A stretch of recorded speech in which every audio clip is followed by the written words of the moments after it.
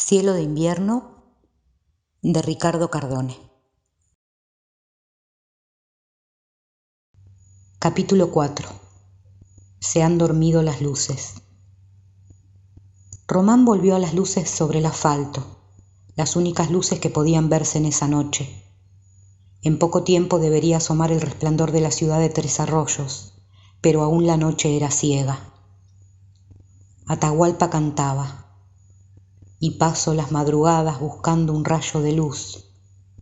Y Román agregaba, ¿por qué la noche es tan larga? Guitarra, dímelo tú. Otra vez, como le había sucedido unas horas antes, mientras manejaba en dirección a Bahía Blanca, el sueño comenzaba a torturarlo. Le caía sobre los párpados como si fuera una gota que cae sobre otra gota, hasta terminar aplastándolos sobre los pómulos. Román se sacudió como si escapara de un hechizo. Al final de la ruta vio un extraño movimiento. Alguien caminaba sobre su carril, en su mismo sentido. Román hizo señas de luces para que se apartara del asfalto, pero quien caminaba no parecía darse cuenta de que él venía detrás. Román comenzó a disminuir la velocidad. Circulando a paso de hombre con las balizas encendidas, pudo ver que era la mujer accidentada que había subido al camión. Cuando se acercó lo suficiente, Román le tocó bocina y la alumbró con las luces altas. La mujer se dio vuelta y bruscamente se apartó del asfalto. Como aquella vez, también le hizo señas para que se detuviera. Román le abrió la puerta del acompañante y ella subió al camión. Román quería saber qué le había pasado, por qué se había bajado del camión. Pensó que la mujer debía padecer alguna enfermedad mental. Nadie en sus cabales anda caminando por la ruta a estas horas, se dijo. Recordó también lo que le había contado Cora, la chica que viajaba en una de las motocicletas. Para Román todos esos relatos no eran más que cuentos que alguien había inventado para matar el tiempo. Cada vez estaba más convencido de que la mujer necesitaba atención médica y decidió seguirle la conversación hasta llegar a Tres Arroyos para dejarla en un hospital o en algún destacamento policial con el fin de que la ayudaran a encontrar a su familia. La mujer comenzó diciendo que había tenido un accidente y que necesitaba hacer una llamada para pedir auxilio. Con los ojos vacíos miró a Román y reconoció al hombre que le había prestado ayuda hacía nada más que un rato. Recordó que se habían detenido en el accidente de la curva. «Estoy caminando desde que usted se detuvo en esa curva», dijo la mujer. «Necesito que me ayuden. Estoy lastimada y mi familia también lo está. Usted se quedó socorriendo a esa gente. Me pareció bien. Ellos necesitaban asistencia, pero yo también la necesito. No encontré a nadie en la ruta, solamente unas motos a gran velocidad que casi me atropellan. Pasaron a mi lado como si hubieran sido disparadas por un arma de fuego. Aparecieron súbitamente y desaparecieron de inmediato. Iban agazapados. Alcancé a ver a uno de los acompañantes que se volteó para mirarme. No dejó de hacerlo hasta que desaparecieron en la noche en cuestión de segundos. Ni siquiera alcancé a pedirles auxilio. Estaba temblando de frío. Aquí se está mejor». «La voy a acercar a Tres Arroyos», dijo Román. «Sí, por favor. Allí voy a poder llamar por teléfono», contestó la mujer. «¿Qué es lo que está escuchando?» «Atahualpa Yupanqui», contestó Román. «¿No se duerme con eso?», preguntó la mujer. «Al contrario», contestó Román. «Estoy más despierto que nunca». «No parece», añadió ella.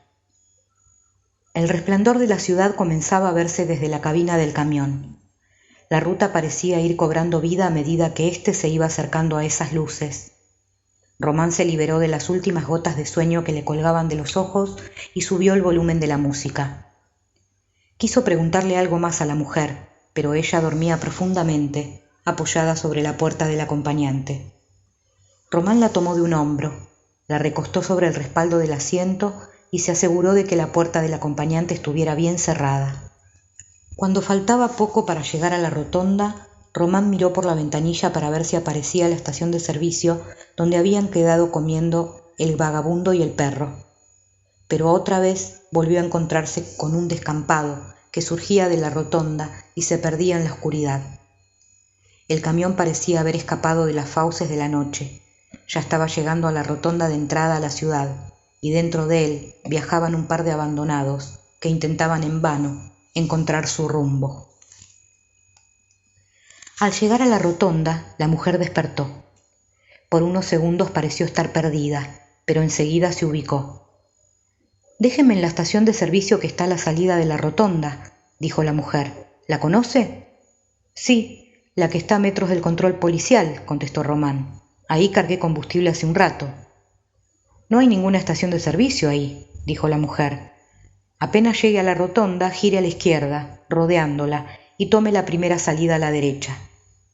«¿Cómo no va a haber una estación de servicio si allí cargué combustible?», dijo ofuscado Román.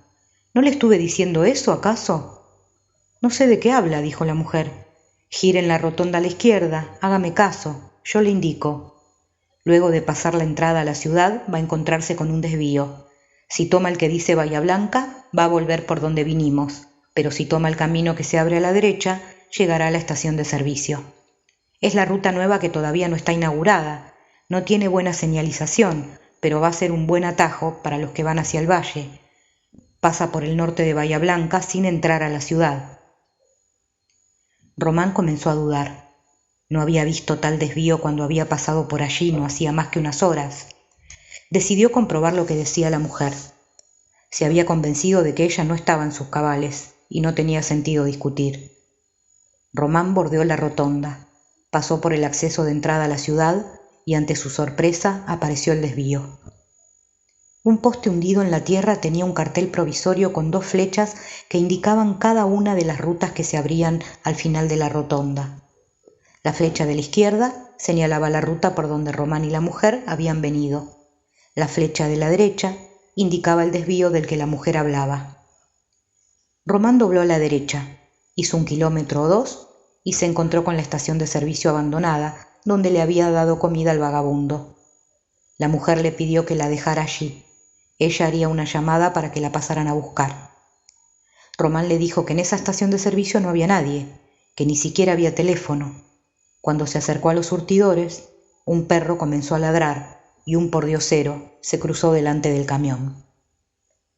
La mujer abrió la puerta aún con el camión en marcha y se bajó antes de que Román llegara a detenerse. El perro olvidó por un momento a Román y se abalanzó sobre la mujer. El peso del animal, sumado a la fuerza del salto, la hicieron trastabillar y ambos cayeron al suelo. El perro comenzó a olfatearla y a pasarle la lengua por la cara sin darse cuenta de que le estaba quitando la respiración. La mujer abrazó al animal como si se conocieran desde siempre y por fin el perro le dio libertad para que se pusiera de pie. El vagabundo se acercó al camión por el lado de Román, se subió al estribo de la cabina y trató de ver a través del vidrio si aún quedaba algo de comida. Como no vio nada que le sirviera para calmar el hambre, le preguntó a Román si le había quedado algo más para comer. Román abrió la puerta, bajó del camión y en menos tiempo de lo que tardó en cerrarla, el perro se cruzó en su camino con los dientes asomándole por la boca y los ojos fijos en él. Román dio un paso atrás, buscando algo en el camión. El vagabundo le decía a Román que hacía mucho frío y que tenía hambre, que lo que le había dado no había alcanzado para él y su perro. Del otro lado del camión, la mujer hablaba en voz alta. El perro comenzó a ladrar sin dejar de mirar a Román. El vagabundo se quejaba de no escuchar lo que la mujer decía. El perro, mientras ladraba, se iba acercando a Román con las patas traseras flexionadas, como si se dispusiera a saltar sobre él. La mujer gritaba más fuerte. Le decía al vagabundo que necesitaba la llave de la confitería, que tenía que hacer una llamada. El hombre no la escuchaba por los ladridos del perro. La mujer perdía la paciencia y gritaba más fuerte. El perro se alteraba cada vez más por los gritos de la mujer y los del vagabundo. El hombre comprendió en el último clamor de la mujer que quería las llaves y fue hasta donde ella estaba. El perro dio un salto y cayó con Román al suelo. La mandíbula del animal parecía tener la fuerza de una prensa. Román apenas podía mantenerla alejada de su cuello con sus 2 manos, pero el perro se movía rápido, como queriendo zafarse para morderlo. Román lo pudo mantener a distancia con la fuerza de sus brazos y cuando el perro tomó aire para volver a atacar, Román sacó el palo que tenía para controlar la presión de los neumáticos y lo descargó con toda su fuerza sobre el lomo del animal. El perro sintió el golpe pero enfureció aún más y volvió a atacar con la determinación de hincar los dientes en el cuello de Román. Esta vez, Román le asestó con el palo un golpe en la mandíbula. El perro pareció caer desmayado. Román no se movía del lugar. El animal respiraba con dificultad, aunque no parecía haberse calmado. Su tórax se hinchaba con el aire y al exhalar se le notaban las costillas. Había caído con la boca abierta y expulsaba saliva que mojaba la tierra. Por un buen rato se quedaron los dos sin moverse, Román en alerta temiendo que el perro se levantara y volviera a dar batalla. El perro tendido en el piso, tragando el aire a bocanadas. —¡Fiódor! —gritó el vagabundo desde la puerta de la confitería. El perro sacudió la cabeza, se apoyó sobre sus patas delanteras y luego se puso de pie. Todavía aturdido miró a Román, que aún permanecía en guardia sosteniendo el palo con las dos manos. Con dificultad cruzó por debajo del camión y fue hasta donde estaba su dueño. —Tranquilo, hombre, tranquilo —dijo el vagabundo a su perro mientras le daba palmadas en el pescuezo. Detrás del camión apareció Román, aún sosteniendo el palo. Caminó hacia donde estaba el hombre con el perro, dispuesto a dar palazos a mansalva si alguno de los dos decidía atacarlo. Román se acercaba pensando qué podría ser peor, la boca rabiosa del perro o la boca hambrienta del hombre. —Cuide a su perro —le advirtió el vagabundo. Si no se calmaba lo mataba con un golpe en la cabeza. No se asuste, parece bravo, pero es más manso de lo que usted cree. Se entusiasma cuando ve gente nueva, pasa muy poca gente por acá. El hombre hablaba sentado sobre unos cajones de gaseosas que habían quedado abandonados dentro del taller mecánico. A su lado estaba el perro, todavía agitado y descansando delante de otro cajón. Román se acercó hasta donde ellos estaban, un alto tinglado que supo hacer las veces de taller mecánico y gomería en los tiempos en que la estación de servicio se había mantenido en actividad. El perro se levantó y dejó el lugar libre para que Román se sentara. Con la cola entre las patas se recostó en la tierra, a los pies de Román, y apoyó la mandíbula sobre las patas delanteras. De vez en cuando alzaba los ojos sin mover la cabeza, prestando atención a la conversación de los dos hombres. Román preguntó por la mujer. —Está en la confitería, hablando por teléfono —contestó el vagabundo. Siempre hace lo mismo, me pide las llaves porque tiene que hacer una llamada y se queda esperando toda la noche que la vengan a buscar. Al final, cansada de esperar, se queda dormida sentada en una silla del local, cuando ya empieza a amanecer. Hacía algunos días que no la veía por acá. Alguien la habrá levantado en la ruta y se la habrá llevado a algún lugar. Seguramente después la habrá abandonado en el mismo sitio donde la encontró. De vez en cuando, algún camionero se acerca a la estación de servicio y sin detener la marcha, abre la puerta y la empuja del camión. Una vez la dejaron bastante malherida. Fiódor se sobresaltó, comenzó a ladrar fuerte y corrió hacia la ruta. Yo me desperté y salí a ver qué pasaba. Creí que había venido alguien a cargar combustible y ya iba a pedirle algo de comida, pero no había nadie en la dársena. Fiódor me llamaba desde la ruta. La pobre mujer no podía caminar. Estaba tendida sobre la tierra, a la entrada de la estación de servicio. Tenía golpes en todo el cuerpo. La cara no dejaba de sangrarle. La trajimos con Fiódor hasta la confitería y la abrigamos para que dejara de temblar. Fiódor le pasó la lengua por las heridas y vea usted, al poco tiempo dejaron de sangrar. La mujer apenas podía hablar. Me pidió que llamara a un número de teléfono y luego se desmayó. Llamé a ese número, pero una voz decía que esa línea no existía o algo así. No me acuerdo bien. Después me enteré de que habían sido unos muchachos de mala calaña de Tres Arroyos los que la habían golpeado. Parece ser que la encontraron en la ruta y la llevaron a una fiesta de esas que hacen estos tipos, con alcohol y mujeres. La fiesta se descontroló y los hombres borrachos se la agarraron con la pobre mujer. Si no hubiera sido por Fiódor, que la vio y la curó, no estaría con vida. El perro escuchaba disimuladamente la conversación recostado en la tierra. Cada vez que oía su nombre levantaba la cabeza y miraba a su dueño. Luego volvía a hacerse el desinteresado, apoyando la mandíbula en las patas y levantando las orejas. ¿Por qué nunca hay gente en este lugar?, preguntó Román mientras balanceaba el palo que usaba para controlar los neumáticos como si fuera un péndulo. En uno de los extremos, Román había fabricado con una soga un pequeño lazo, y pasando sus dedos por él, el palo se movía de un lado al otro frente a los ojos de Fiódor. La estación de servicio está abandonada. Nadie pasa por esta ruta. Dicen que es muy peligrosa porque no está terminada. Es un viejo camino al que recientemente lo hicieron ruta provincial. Se puede llegar directamente al valle sin entrar a Bahía Blanca. A la gente, usted sabe cómo es, no le gusta la soledad. Quiere llegar a algún lugar y parar para comer, para hablar con otras personas, para estirar las piernas. No están acostumbrados a manejar muchas horas sin detenerse. La gente quiere pasear, no quiere sufrir arriba de un auto.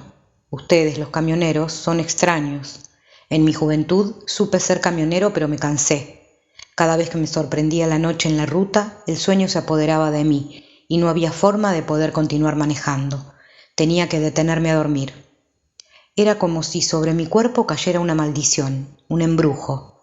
Quedaba frente a esa oscuridad y sin razón alguna perdía todas las fuerzas. Román escuchaba con atención lo que el viejo vagabundo decía. De vez en cuando quería agregar algo, pero se contenía para no interrumpirlo. Solo se limitaba a mover con más fuerza el palo hasta que éste golpeaba el cajón de gaseosas sobre el que estaba sentado, y ese ruido era lo único que alteraba la voz del vagabundo. Los ojos de Fiódor seguían el recorrido del palo mientras el viejo hablaba. Cuando el palo pasaba cerca de su hocico, Fiódor levantaba la cabeza en señal de alerta, pero el palo seguía su rumbo y otra vez se alejaba de él. Román pensaba en las palabras del vagabundo. Él también era un extraño, al igual que el viejo y los otros camioneros. Tal vez nunca había reparado en que las demás personas no se le parecían a él en nada, que su presencia era como una hierba mala que había que cortar de raíz porque rompía la armonía de cualquier lugar. El vagabundo hablaba y Román se miraba el pantalón de jean sucio, el pullover gastado, las zapatillas blancas relucientes, y seguía sin entender por qué debería tener tanta importancia la vestimenta para que a uno lo valoraran por lo que realmente era. Ahora Román movía el palo en círculos. Este golpeaba el cajón de gaseosas, daba media vuelta y rozaba el hocico del perro. Fiódor no dejaba de mirar el balanceo del palo que no le permitía descansar tranquilo, apoyado sobre sus patas. Una vez más, el palo llegaba al fondo de su recorrido, golpeaba con fuerza contra el cajón y con el envión que tomaba volvía hasta la cara del perro. Fiódor movía tenso la cabeza imitando el movimiento circular del palo, sin perderlo de vista. Con mi hermano traíamos verdura del norte, continuó diciendo el vagabundo. Teníamos 24 horas para llegar al mercado de Abasto, en Buenos Aires. No había tiempo para dormir. Siempre se necesitaba viajar con un acompañante que hiciera de relevo. El camión no podía detenerse, debíamos llegar a tiempo. Si la verdura se echaba a perder, los del mercado no la aceptaban y no cobrábamos el flete. Un hombre tiene que estar muy necesitado para tomar esos trabajos.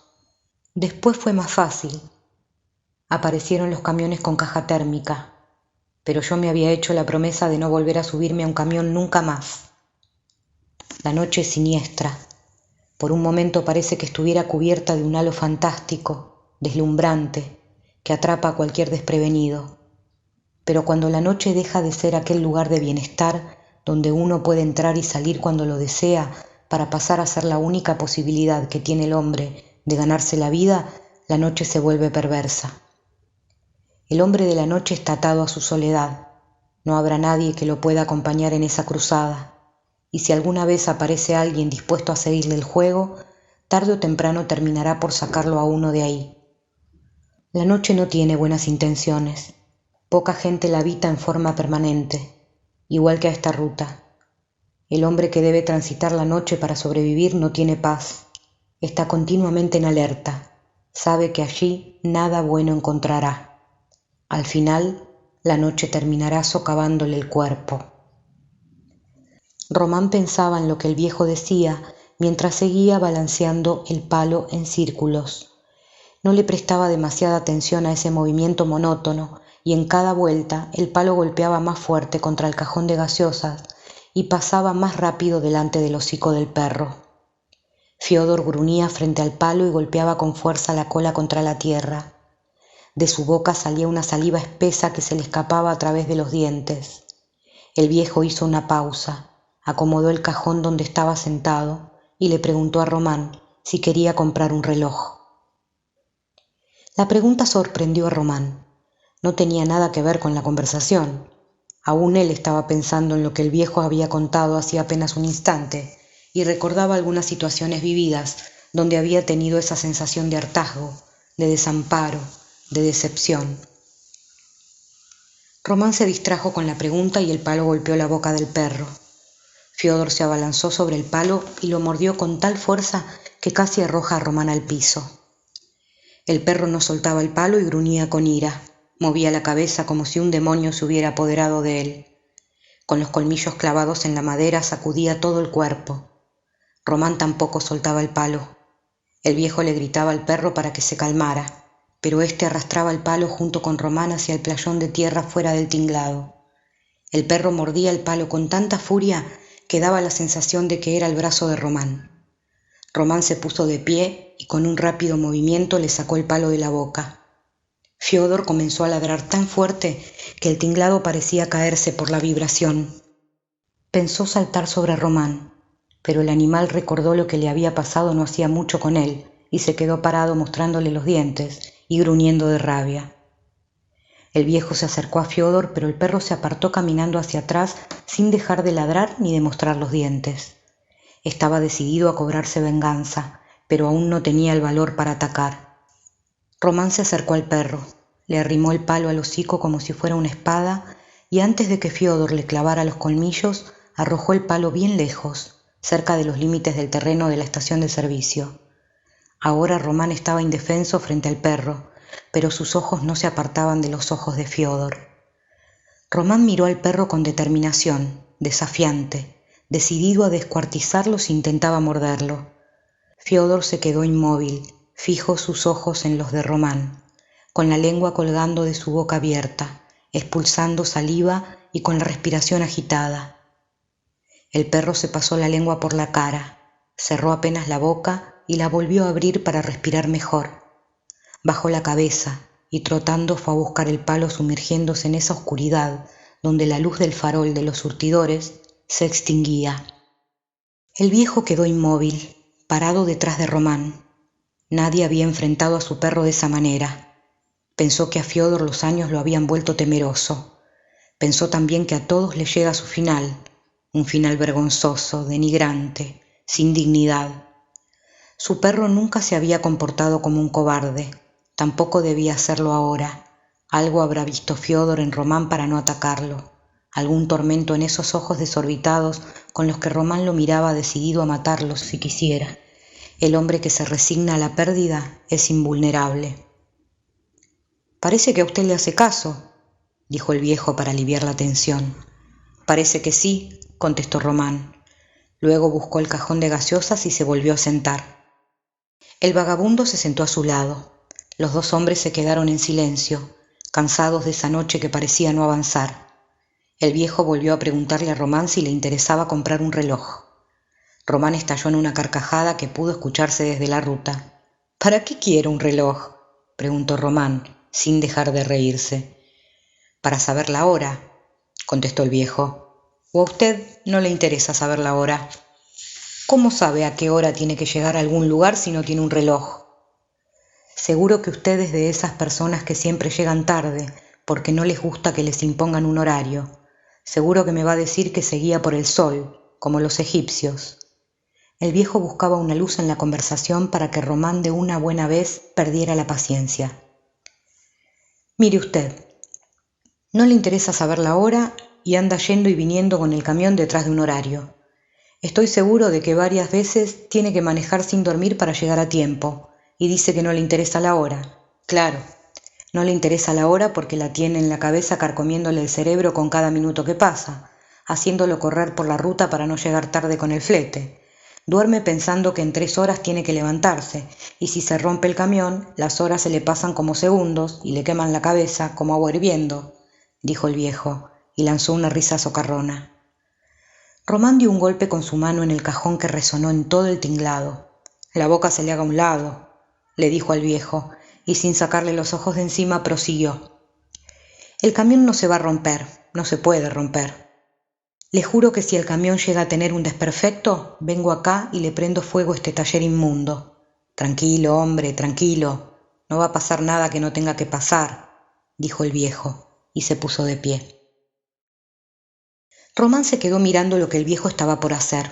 El vagabundo caminó con dificultad hasta el fondo del taller. Revolvió unas mantas que parecían ser de una cama improvisada y volvió con una lata de dulce de membrillo.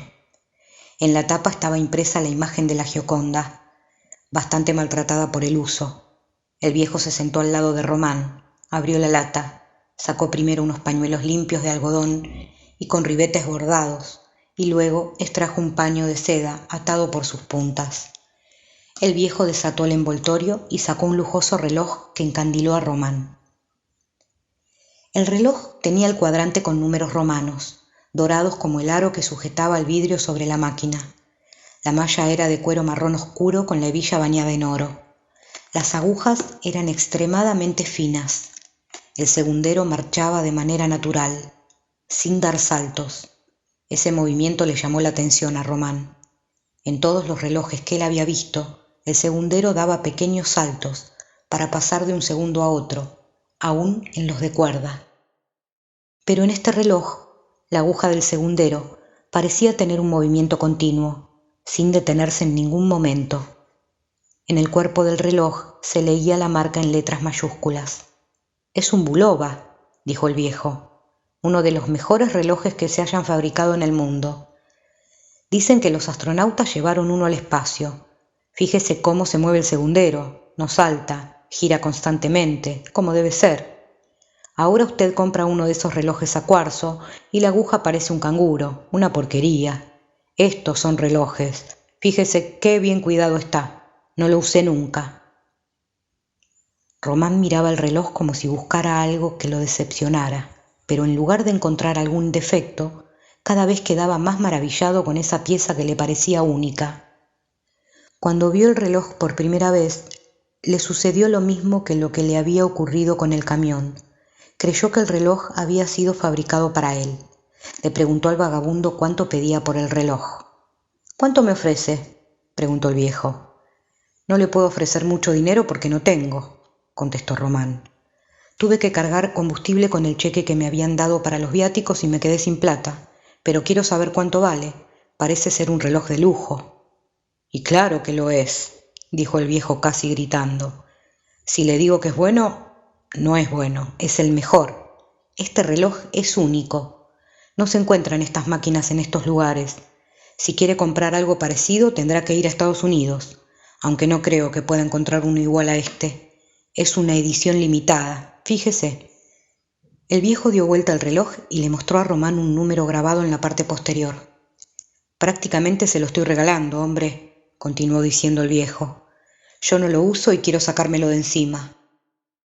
Román comenzó a dudar del origen del reloj. Pensó que el vagabundo podía haberlo robado. La idea comenzó a morderle la conciencia.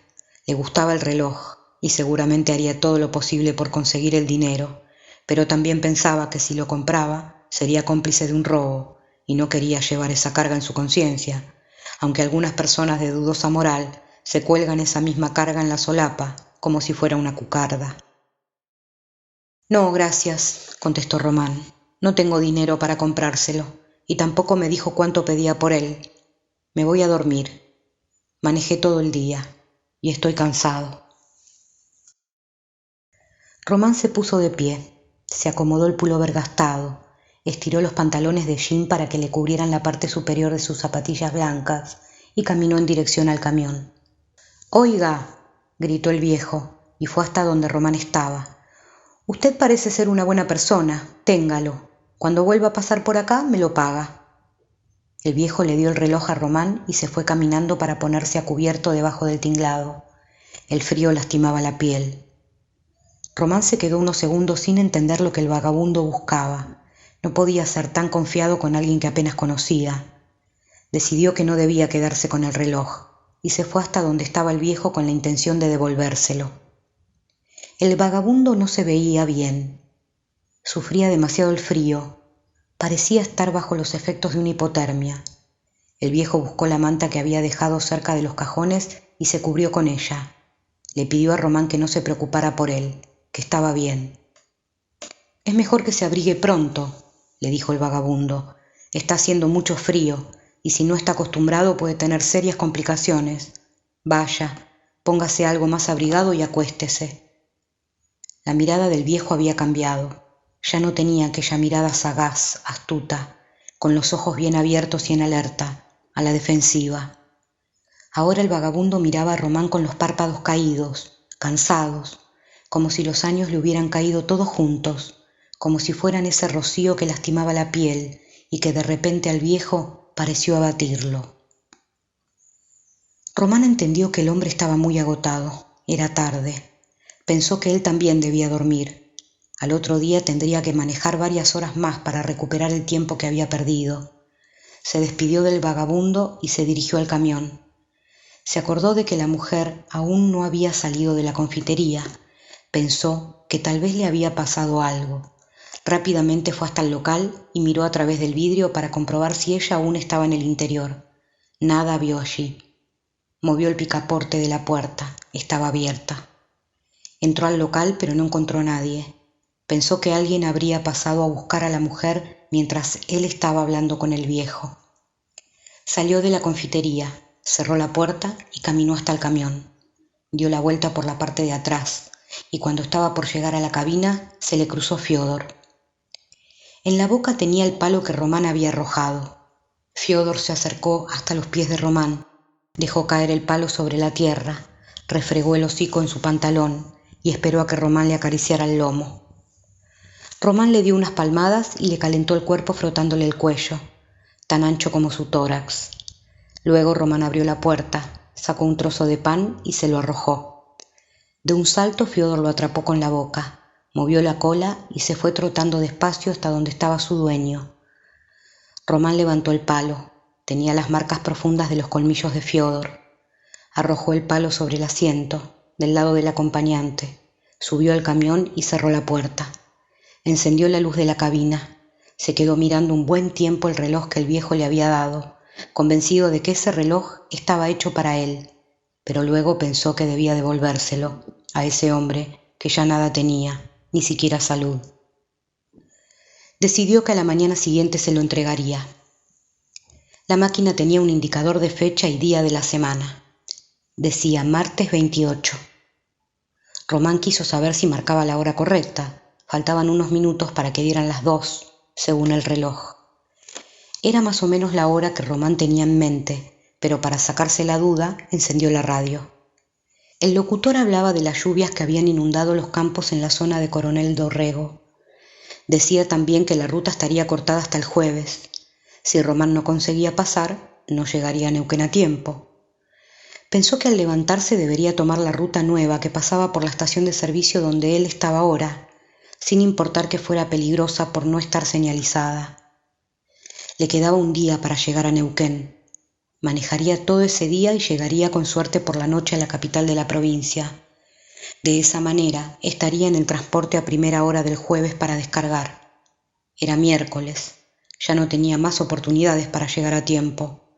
La hora oficial interrumpió la conversación del locutor. Los pitidos en la radio indicaban las 2 de la mañana.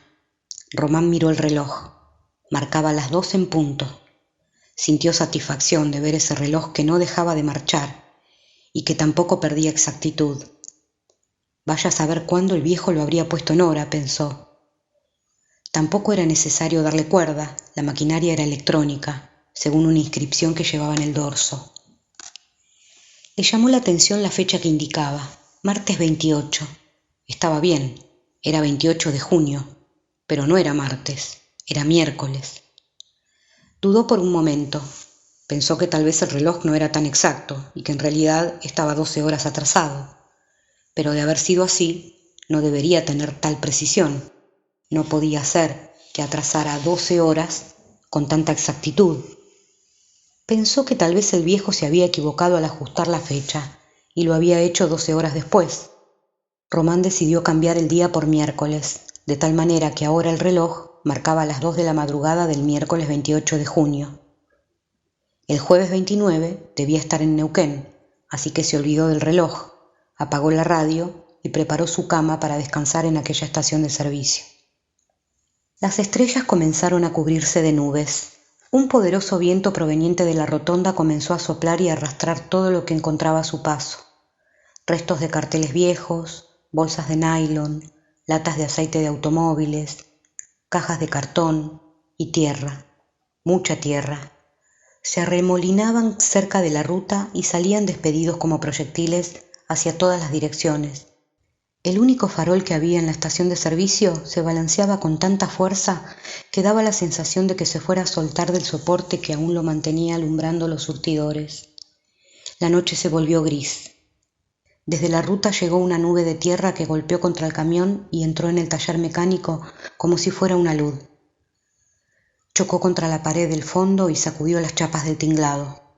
El viento agitaba los vidrios de la confitería con tanta tenacidad que estaba a punto de estallar. Un rayo cayó sobre la ruta y comenzó a diluviar. El ruido del agua que golpeaba sobre el tinglado era ensordecedor. El playón de la estación de servicio comenzó a inundarse. El vagabundo fue hasta el fondo del taller y desde allí llamó a Fiódor para que se pusiera a salvo de algún rayo que pudiera caer cerca de la entrada. El agua caía desde el tinglado, se desplomaba en la tierra y desde allí corría velozmente en dirección a los surtidores. Luego se acumulaba en charcos aislados que rápidamente se unían para formar una enorme laguna debajo del camión. Román pensó que de continuar esa lluvia no iba a poder sacar el camión de ese lugar y, de ser así, debería esperar hasta que el agua bajara. Pensó en poner en marcha el camión y buscar un sitio para resguardarlo. El tinglado era alto y tenía espacio de sobra para que entrara el camión. Sería un buen lugar para estar a salvo. Román puso en marcha el camión y cuando quiso salir de la laguna no pudo hacerlo. Las ruedas traseras derrapaban bajo el agua, removiendo el barro y hundiéndose cada vez más. Probó moverlo con la caja de cambios en baja, pero el camión se sacudió un instante hacia los costados y nuevamente quedó inmóvil. La lluvia caía con fuerza y nada podía verse a través de los vidrios de la cabina. Todo alrededor era agua que caía violentamente, golpeando sobre la chapa y moviendo al camión hacia ambos lados, fortalecida por la fuerza del viento. Román prefirió quedarse en la cabina hasta que la lluvia menguara. Luego volvería al resguardo del tinglado y asegurarse de que el viejo y Fiódor estuvieran bien. Pero la lluvia, en vez de perder fuerza, aumentaba su violencia. Román encendió los limpiaparabrisas para lograr ver algo de lo que sucedía fuera de la cabina, pero nada pudo observar. Las escobillas quitaban el agua del parabrisas, pero una nueva cortina de agua, más espesa que la anterior, volvía a interrumpir la visibilidad. El farol de los surtidores resistía los azotes del viento balanceándose hasta llegar al límite de su recorrido. Una explosión se escuchó sobre el tinglado. Un rayo cayó sobre él, iluminando el taller mecánico y la confitería. Román apenas alcanzó a ver el estallido que lo encandiló. El farol no soportó más el asedio de la lluvia y del viento y cayó sobre el capot. La lámpara estalló en 1000 pedazos y el estruendo sacudió a Román, que no dejaba de sorprenderse por todo lo que había sucedido en apenas un instante. La estación de servicio se ahogó en la oscuridad, una oscuridad que crecía con cada relámpago, que se arrastraba en medio del diluvio como un reptil y que devoraba todo lo que encontraba a su paso. El taller mecánico, la confitería, el camión, los surtidores, todo lo que allí había estaba atrapado en la boca de un pantano hambriento. A la oscuridad le siguió el silencio. Nada más que el agua que caía se podía escuchar. Román hizo un esfuerzo por intentar oír al vagabundo o a Fiódor, pero no había señales de ninguno de los dos. Dudó de que se encontraran bien.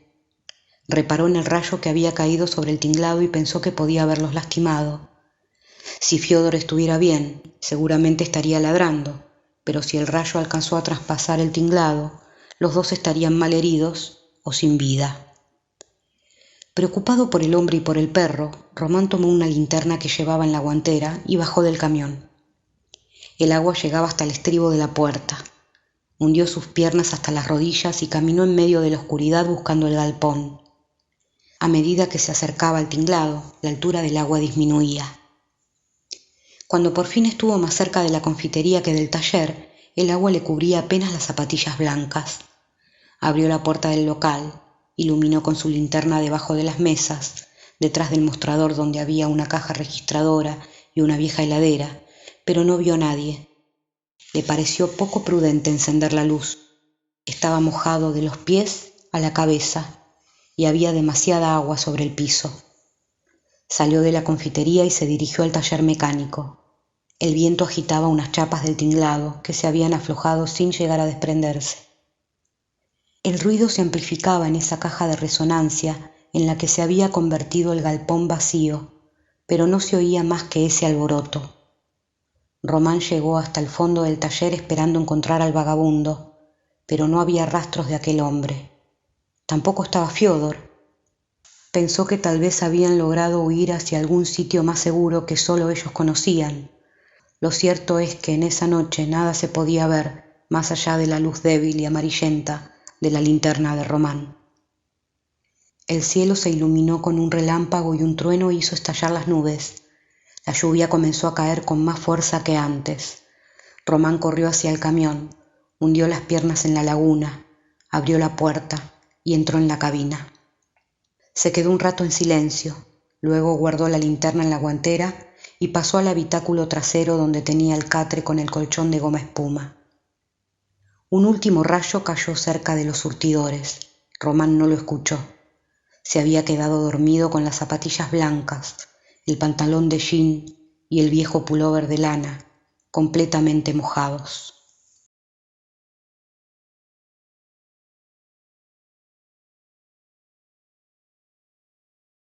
Voz: Susana Gil.